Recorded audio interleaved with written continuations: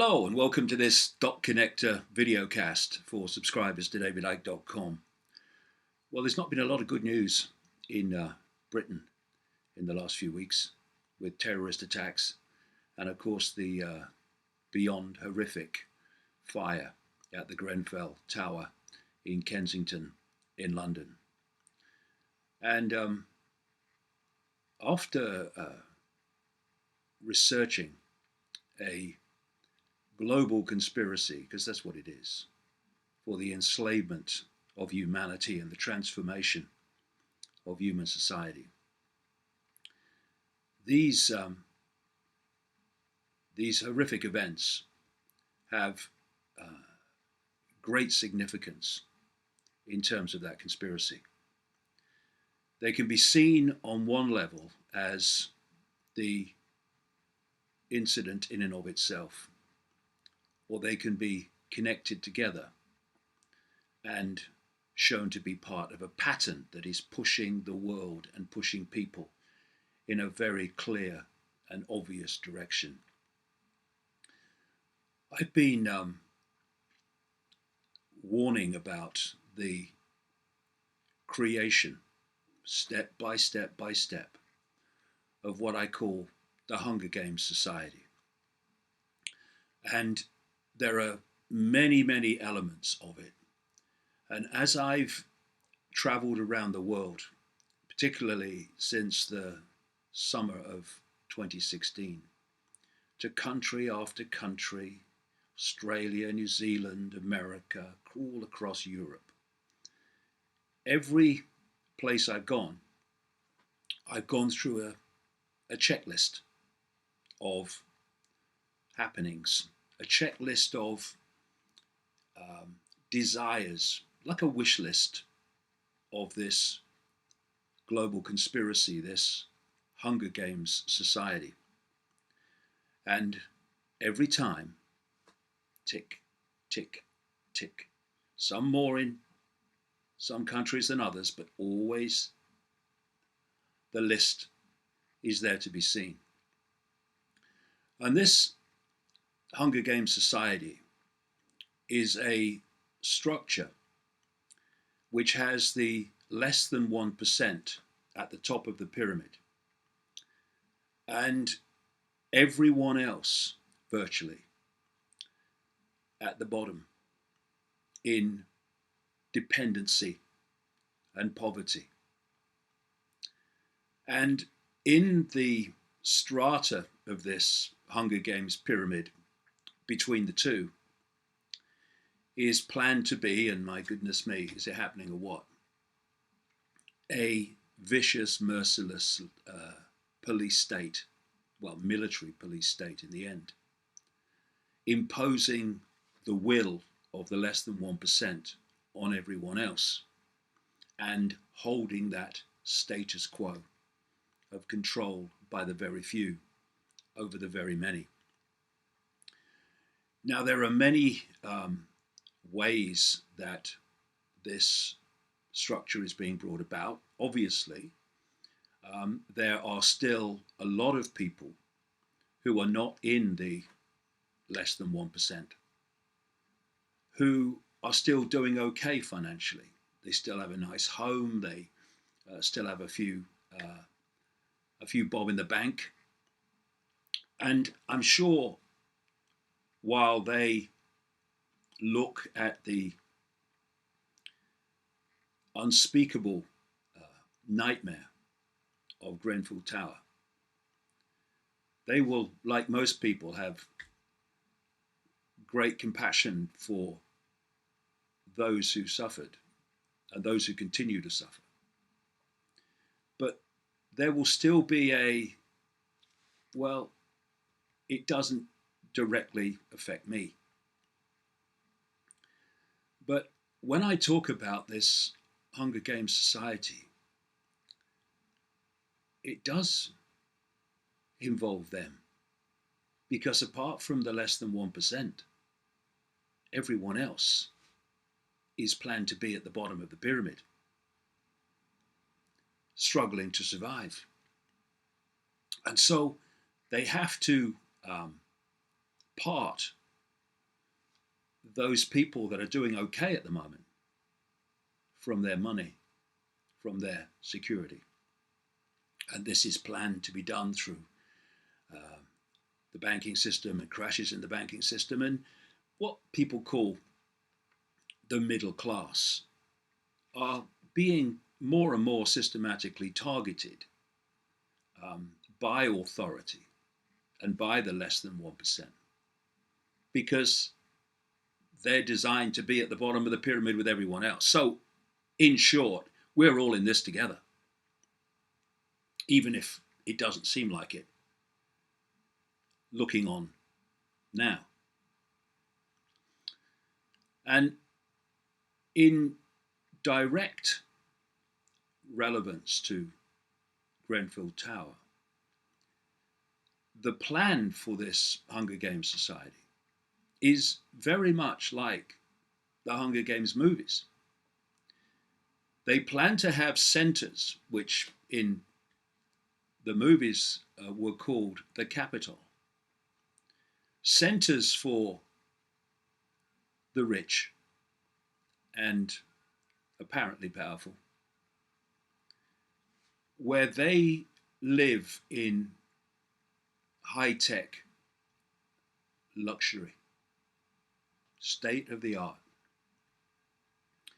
And they're protected in these enclaves of privilege, excuse me, by the military police state. Everyone else who is currently in those areas designated for this Capitol privilege are planned to be removed. And this is what the so-called gentrification of many major cities, not just in Britain, worldwide, is all about. They have a policy which is clearly happening, like I say, not just in Britain, but around the world, of manipulating economics, manipulating circumstances that cause people living in these designated capitals to be removed. And the land then cleared for luxury accommodation. And so you had, with Grenfell Tower, money spent on a so-called upgrade, which was nothing to do with improving the facilities of the residents. They don't want to improve the facilities and get people to want even more to stay. They want rid of them as far away as possible, away from these designated centres of capital privilege. And so the money was spent on cladding the outside for no other reason than to make it look nicer in the way that it appeared to passers-by, etc. For the benefit of those in that area that lived in the expensive houses. And this cladding was not even inflammable. They put cladding purely for aesthetics that, as we saw in this horror, burned like a matchstick. And now they've found that this has been done in many other blocks in Britain. Putting people's lives at such blatant risk just to make a building look nicer from the outside for the benefit of the rich in the area. In one sentence, the Hunger Games society is described, and the attitudes of it, and the callous disregard for anyone who's not in the privileged few. And so, as a result of public outrage, it's now been said that the survivors of the fire will be housed in the area in another block. But that was not what was happening before the outrage. It was not what was really planned. People who survived that unimaginable nightmare were being offered places in the north of England, in Manchester, in Preston, and told that if they didn't accept that, they were making themselves homeless by their own decision, and thus were no longer the responsibility of the local authority. This is the callousness that's behind the Hunger Games society and the gentrification of cities, the removing of people they think are lowlife. And the fact they're, so they say now, going to be housed locally is only because of public outrage.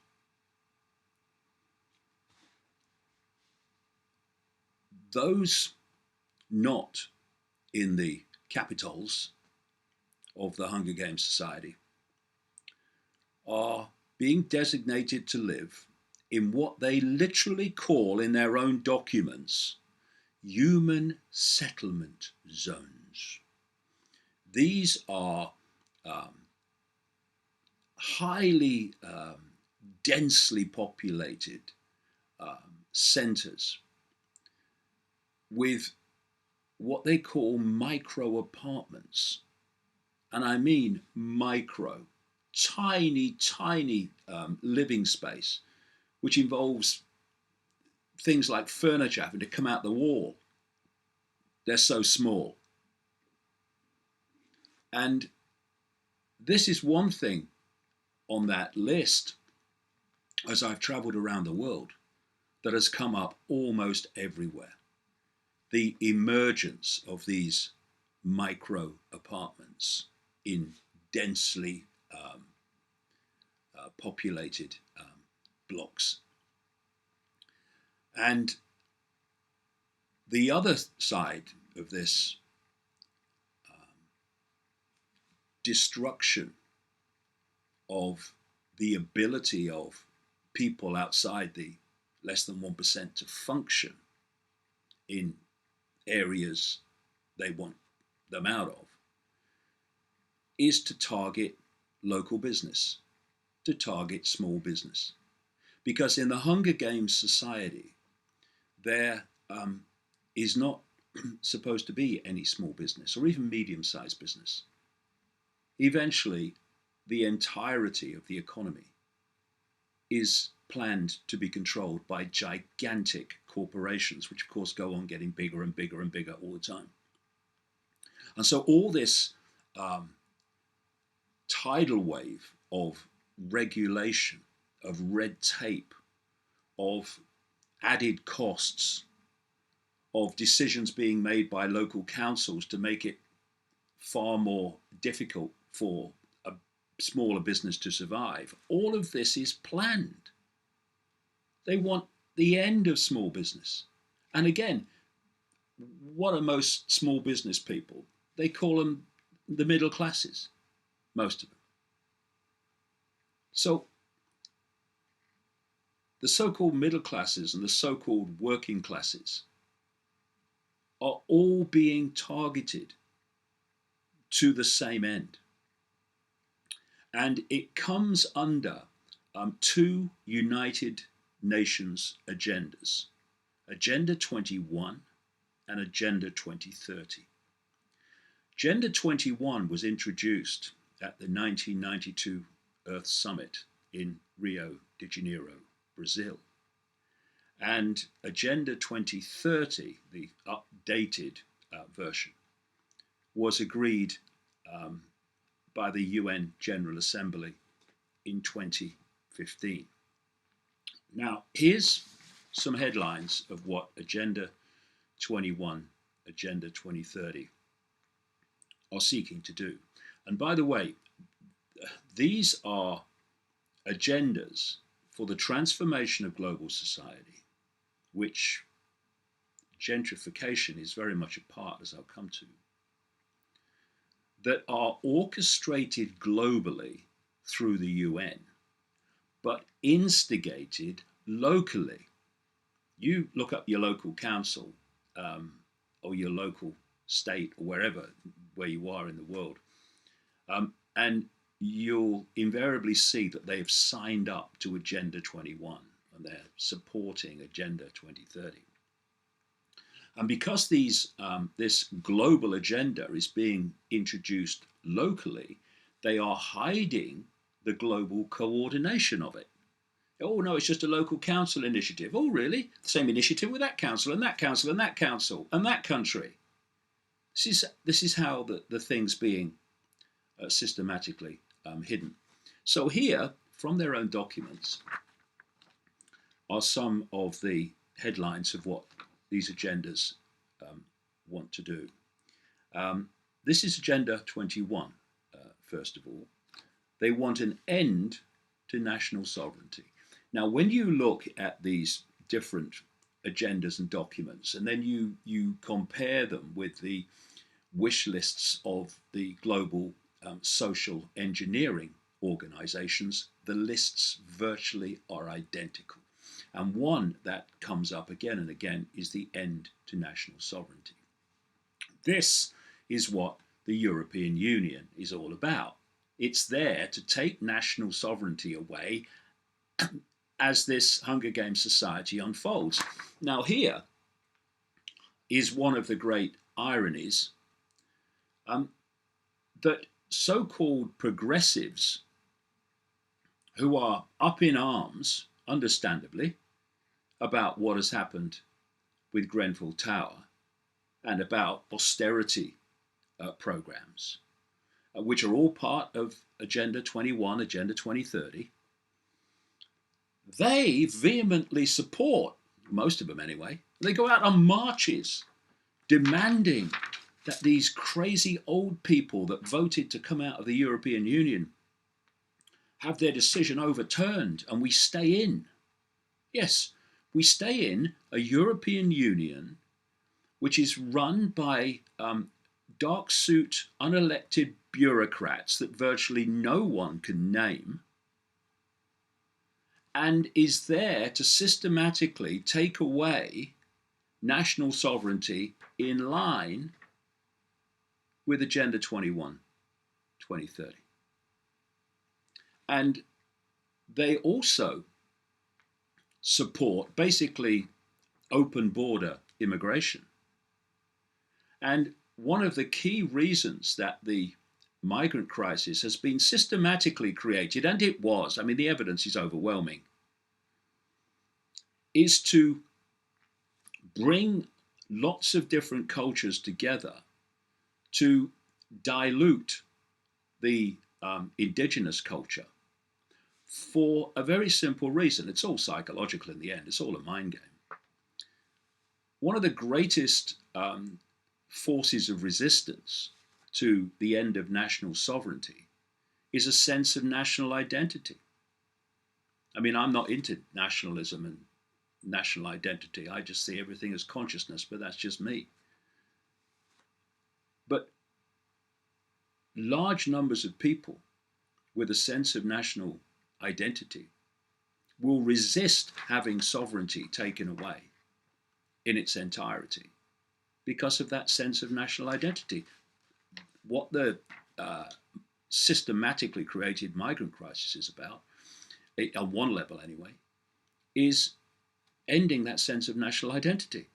So the resistance to the end of sovereignty, national sovereignty, will be massively diluted. Something that's happening, by the way. Here you go. State planning, this is Agenda 21.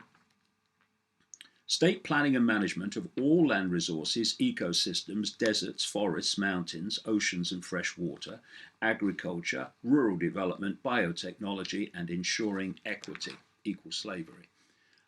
What that means is the centralization of power over every aspect of human life.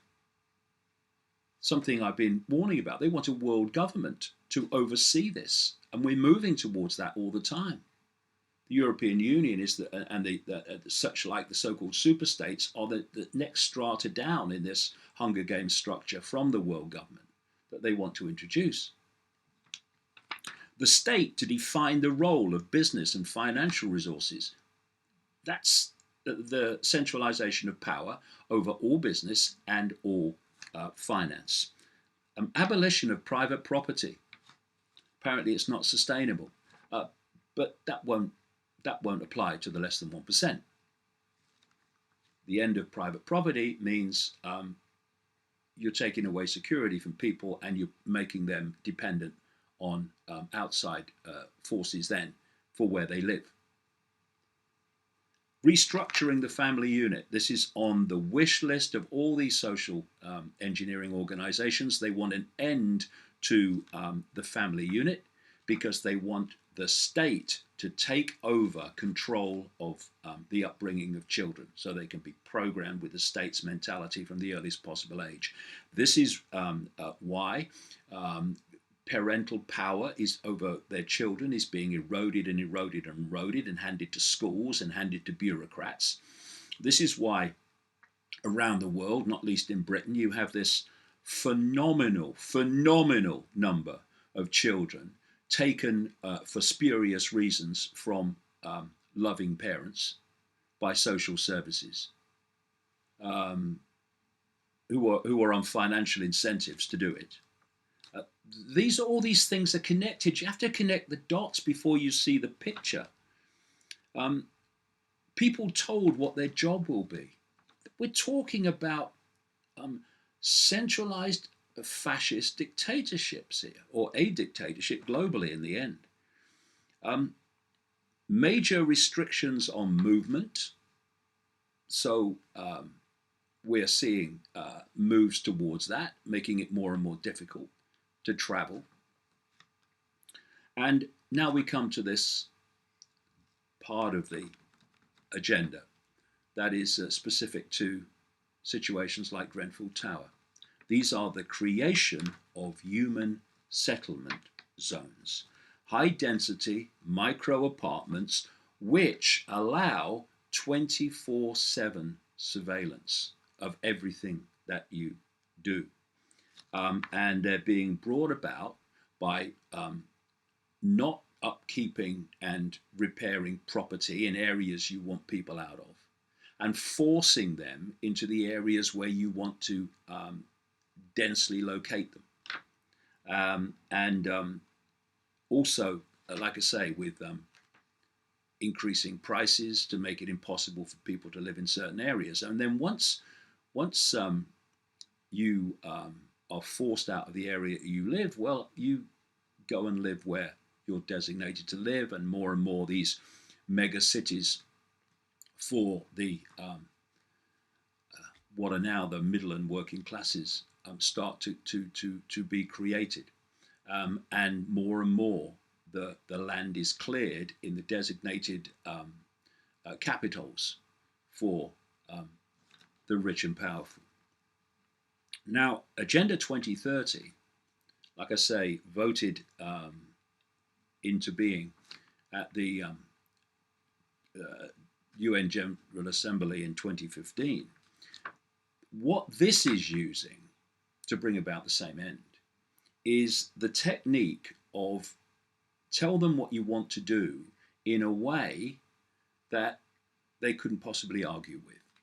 So on the list of goals of Agenda 2030 is no poverty, zero hunger, good health and well-being, quality education, clean water and sanitation, affordable and clean energy, decent work and economic growth, industry, innovation and infrastructure, reduced inequalities, sustainable cities, they're the human settlement zones, and communities, responsible consumption, production, climate action, come to that in a second, protecting life below water and life on land, peace, justice, and strong institutions and partnerships to achieve these ends. Now, of course, that is a load of meaningless frickin' platitudes. What that actually means to so-called achieve that, they don't really want to achieve that, they're just telling you they do, is the centralization of power over all those areas of human life on a global level. Because they'll say we can't achieve these laudable ends without the global power to do it. And people have asked me, and I understand it many times, you're saying that this whole human-caused climate change is a giant hoax. Yeah. Well, why would they do that? I'll tell you why. I've just told you why. Because Agenda 21 and Agenda 2030 are being justified, massively justified, by needing to change society to protect from climate change caused, they say, by human activity, but not. And so we have another irony now.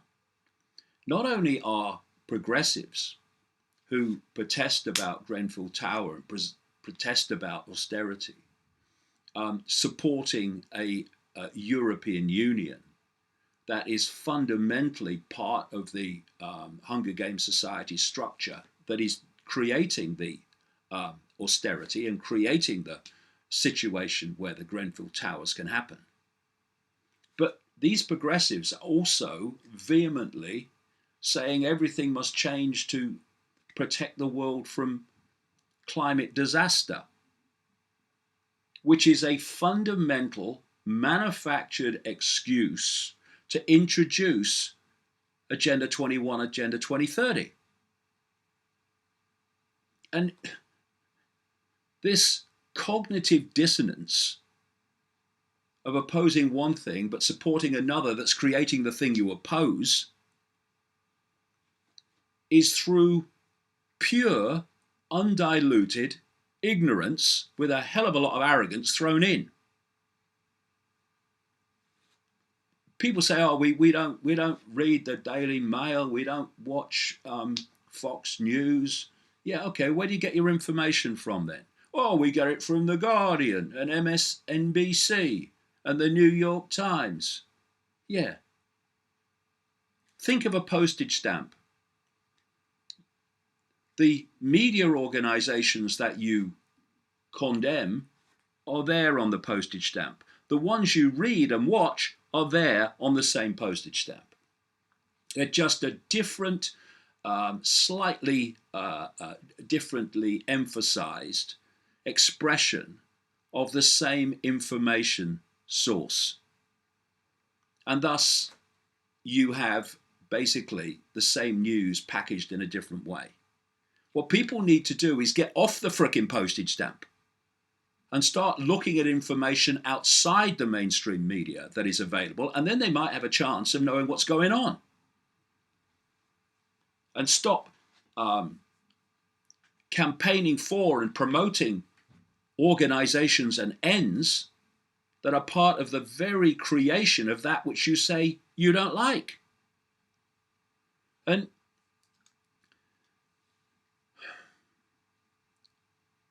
if you have a target population,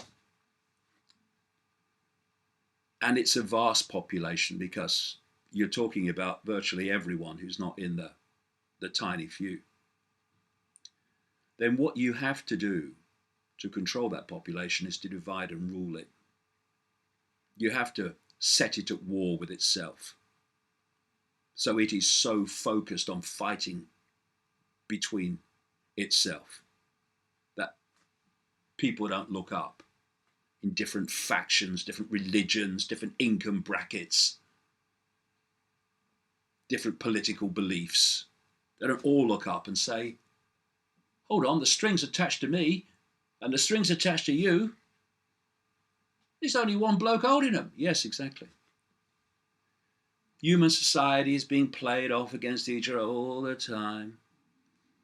Migrants and non-migrants, this colour against that colour, this religion against that religion, this income bracket against this income bracket, this political belief system against this political belief system. And I look on, my head shakes anymore, it'll probably fall off at some point. And when you look at what happened immediately after the disaster at Grenfell Tower, you had people of every religion, of every colour, probably of almost every background, turning up, asking what they could do to help, bringing clothes, bringing food, saying, what can I do?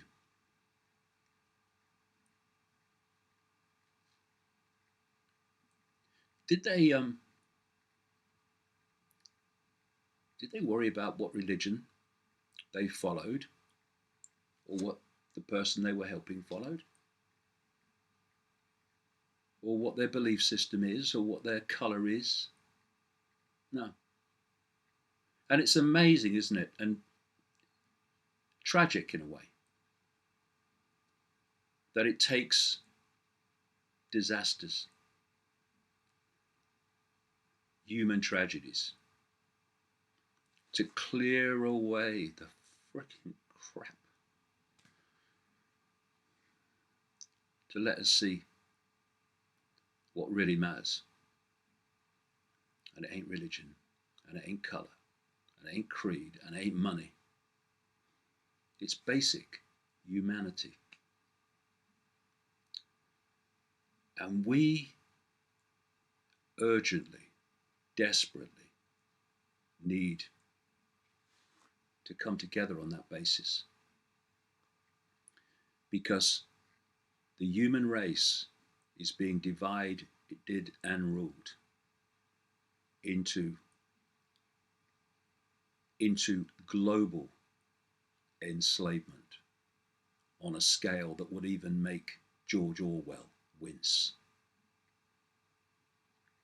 We need to stop looking to politicians to make things happen. These political parties are connected to the same system that is driving the Hunger Games society, although most are so ignorant they don't even know it. And people show in times of tragedy the true nature of what we could be. But you see it again and again. You see this humanity coming out. Then the charity record comes out and we go through this process. And then, once it's out of the headlines, it's out of sight and it's out of mind. And everything goes back to how it was before. We've got to make a stand at some point. And we've got to come together and put down all these ridiculous, ludicrous things that are there to divide us. And start sorting this out together. In mutual support, irrespective of background, creed, whatever. Because if we don't, this Hunger Games society will unfold, because it is unfolding now. And those with a lot of money in the bank, but not part of this elite, we now have something called bail-ins. Bail-ins are when a bank crashes, they're not bailed out by taxpayers via governments collectively.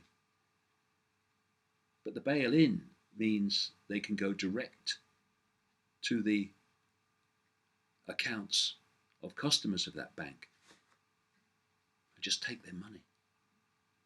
That's how fragile it all is. That's how fragile people who think they're okay really are to this evil that is manipulating human society. And that's the point. One of the hardest things to get across is the scale of pure, undiluted evil that is behind all this. And I'll give you an example. While the world in general was looking at Grenfell Tower in horror and outrage and deep compassion, the less than 1% would have been laughing and thought it was all a joke. I've tracked these people for nearly 30 years worldwide. I know what their mentality is, and I know the scale of evil that we're dealing with. We have to come together and set aside differences, because if we don't, we'll be divided and ruled into the nightmare I've just described.